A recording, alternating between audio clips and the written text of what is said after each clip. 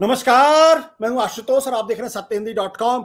सत्यहिंदी.com के इस खास कार्यक्रम में आपका स्वागत है। इस वक्त की बड़ी खबर है और इस बात की आशंका जताई जा रही कि ऐसा तो नहीं कि भारत देश का नाम बदलकर इंडिया जिसमें लगा हुआ था उस इंडिया शब्द को वहां से हटा दिया जाए। ये आशंका पिछले कई दिनों से जताई जा रही थी, खासतौर पर उस वक्त से जबकि आरएसएस के प्रमुख मोहन भागवत ने यह कहा था कि आम बोलचाल में भारत शब्द का इस्तेमाल होना चाहिए, इंडिया शब्द का इस्तेमाल नहीं होना चाहिए।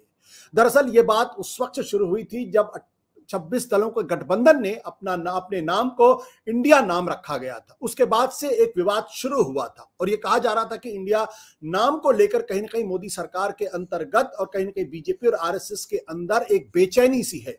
ये बेचैनी इस बात का प्रमाण अब लगता है कि कहीं ना कहीं इंडिया शब्द को ही भारत के जो संविधान है और जो भारत का नाम है उसमें से हटाने की कोशिश की जा रही है। इस बात के पहले प्रमाण उस वक्त मिले जब जयराम रमेश जो कांग्रेस पार्टी के नेता हैं, उन्होंने एक ट्वीट किया और ट्वीट करके बताने की कोशिश की कि दरअसल 9 सितंबर को जो G20 का जो डिनर है उसमें जो राष्ट्रपति भवन की तरफ से जो निमंत्रण भेजा गया है उस निमंत्रण में बजाय प्रेसिडेंट ऑफ इंडिया लिखने के वहां पर प्रेसिडेंट ऑफ भारत लिखा गया है।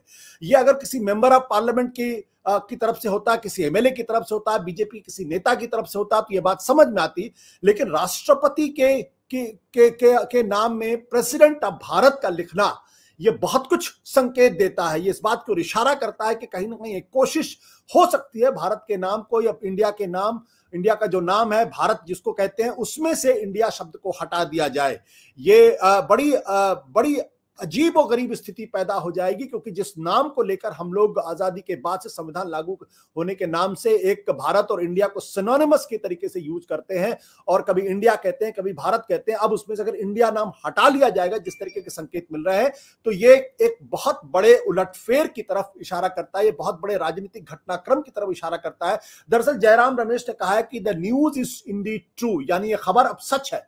राष्ट्रपति भवन ने जो G20 डिनर को 9 सितंबर के लिए जो आमंत्रण भेजा है उसमें प्रेसिडेंट ऑफ भारत की जगह प्रेसिडेंट ऑफ इंडिया की जगह प्रेसिडेंट ऑफ भारत लिखा हुआ है। अब now article 1 in the constitution can read Bharat that was India shall be A union of states, but now even this union of state is under assault. इसके बाद जयराम रमेश ने यह भी कहा है कि मोदी सरकार लगातार इतिहास को बदलने की कोशिश कर रही है, को डिस्टॉर्ट करने की कोशिश कर रही है, डिवाइड करने की कोशिश कर रही है। That is Bharat, that is a union of state, but we will not be deterred. After all, what is the objective of India parties? It is Bharat, bring harmony, amity, reconciliation and the trust. जुड़ेगा भारत, जीतेगा India, यानी एक नई debate शुरू हो गई है इस देश के अंदर। इस डिबेट में अभी तो मैं नहीं कह सकता कि दरअसल भारत का नाम ही होगा, इंडिया शब्द वहां से हट जाएगा, लेकिन इस बात के संकेत जरूर है। इस बड़ी खबर को लेकर और इस बड़े घटनाक्रम के मतलब क्या है, हम जानने की कोशिश करेंगे। देश के बेहद सम्मानित संपादकों में से एक रहे श्रवण गर्ग जी। श्रवण जी, आपका बहुत बहुत स्वागत है। ये जो कोशिश हुई है Republic of Bharat not Republic of India, इसको आप कितनी बड़ी खबर मानते हैं और इसको कितना गंभीर मानते हैं आप? देखिए, मैं इसको दो तरीके से देखता हूं। एक तो ये कि ये सिर्फ नाम का मामला है कि नाम से जो आपत्ति है, जो भागवत साहब ने भी कहा कि सब जगह भारत होना चाहिए, तो एक इंडिया को लेकर जो विपक्षी गठबंधन का जब से इंडिया को लेकर जो बात चल रही है, ये केवल हम उसको वहीं तक सीमित माने, पर क्या इसको संविधान के साथ छेड़छाड़ की शुरुआत नहीं मान सकते? और संविधान के साथ अगर छेड़छाड़ की शुरुआत और अगर उसको स्वीकृति है तो क्या हम संविधान के जो मूल ढांचे में परिवर्तन को लेकर जो बहस चल रही है, मतलब सबसे बड़ा इसमें मामला ये है कि धारा 370 को लेकर जो सुप्रीम कोर्ट में इस समय बहस चल रही है वो बहुत निर्णायक स्टेज में है। और जो अगर आप चीफ जस्टिस की टिप्पणियां अगर उसको देखें जिसमें उन्होंने संविधान को सर्वोपरि माना है, तो उस लिहाज से अगर हम देखें कि संविधान में अगर एक बारीक सी भी छेड़छाड़ की जाती है या परिवर्तन किया जाता है तो हम उसको ये मान सकते हैं कि पूरे संविधान को भी खोलकर रखा जा सकता है।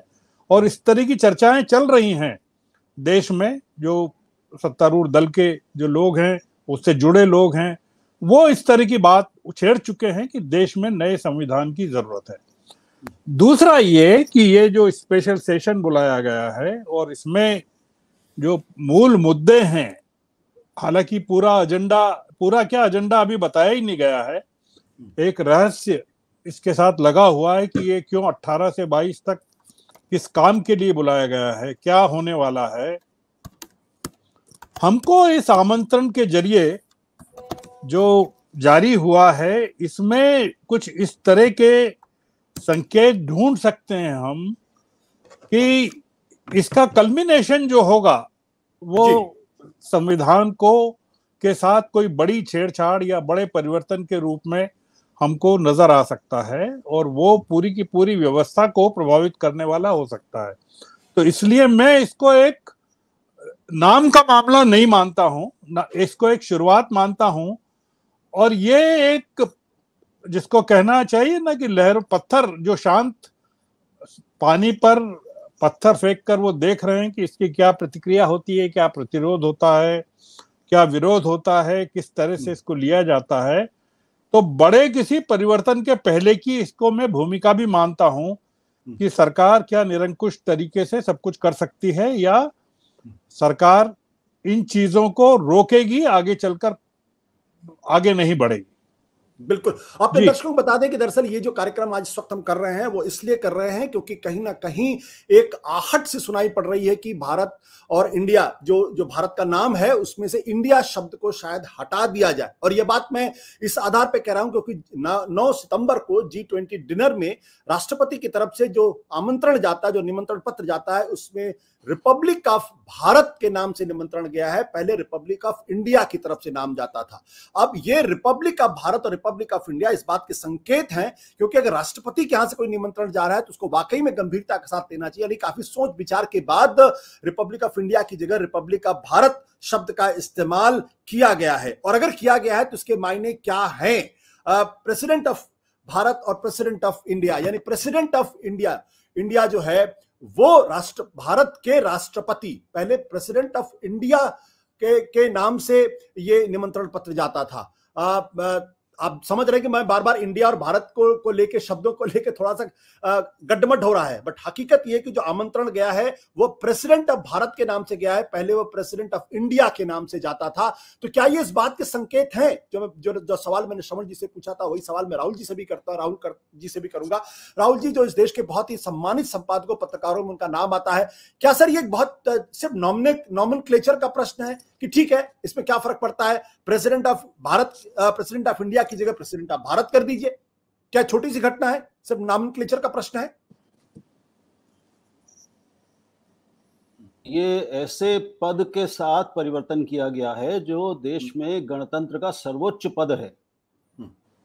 ये किसी मंत्री की ओर से जाने वाला निमंत्रण नहीं है, किसी और पदाधिकारी नहीं, भारत की राष्ट्रपति की ओर से जाने वाला निमंत्रण है और वो एक अंतर्राष्ट्रीय सम्मेलन के संदर्भ में उसके मेहमानों के लिए जारी किया गया। तो एक तरह से ये घोषणा है अंतर्राष्ट्रीय और राष्ट्रीय स्तर पर कि अब भारत का नाम भारत ही होगा, यानी अब इंडिया शब्द कम से कम भारत सरकार के कामकाज में इस्तेमाल नहीं होगा। इसको इस अनौपचारिक घोषणा के रूप में हम देख सकते हैं, कम से कम मैं देखूंगा।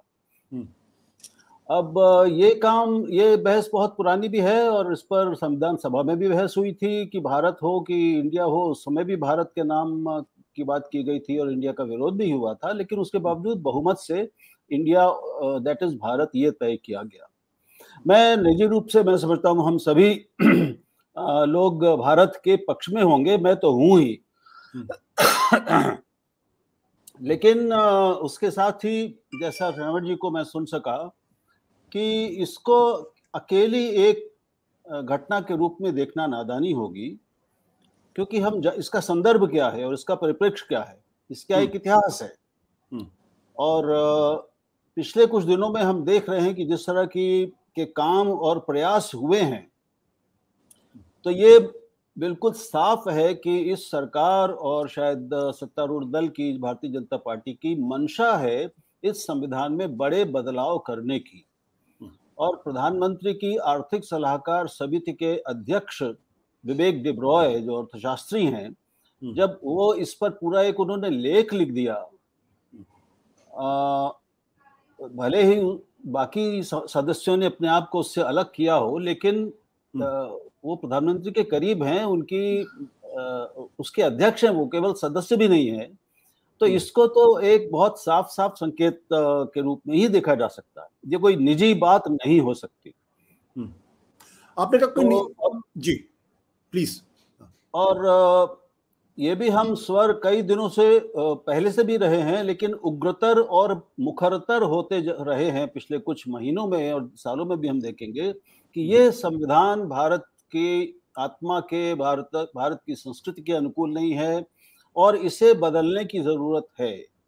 हमें एक नए भारत को नया संविधान चाहिए, और ऐसा संविधान जो भारतीय मूल्यों के अनुरूप हो, भारतीय संस्कृति और सनातन धर्म के भी अनुरूप हो। ये बहुत पुरानी मांग है और हमें याद रखना होगा कि राष्ट्रीय स्वयंसेवक संघ और उसके कई मुखपत्रों ने और कई लोगों ने और धर्मगुरु ने भी आज़ादी के समय भी इस संविधान को मानने से इनकार किया था, इसका विरोध किया था, इससे असहमति प्रकट की थी। तो ये कोई नई बात नहीं है, लेकिन अब चूंकि एक बहुत जबरदस्त बहुमत के साथ ये सरकार अपने दूसरे कार्यकाल में है और तीसरे की ओर बढ़ रही है, उस समय इसकी घोषणा भी हो सकती है इस विशेष सत्र में, ये अनुमान भी हम लगा सकते हैं। हालांकि ये भी एक पहली बार हुआ है कि एक संसद का विशेष सत्र बुलाया जाए और उसका कारण न बताया जाए। अब तक जो विशेष सत्र हुए हैं उन सबके घोषित कारण और उद्देश्य रहे हैं, वो एक विशिष्ट विषय पर बुलाए जाते रहे हैं। और 5 दिन का तो मैं नहीं समझता, आज तक मेरी जानकारी में कोई 5 दिन का विशेष सत्र नहीं हुआ है, 1 दिन 2 दिन। सत्य हिंदी का ऐप डाउनलोड करें गूगल प्ले स्टोर पर।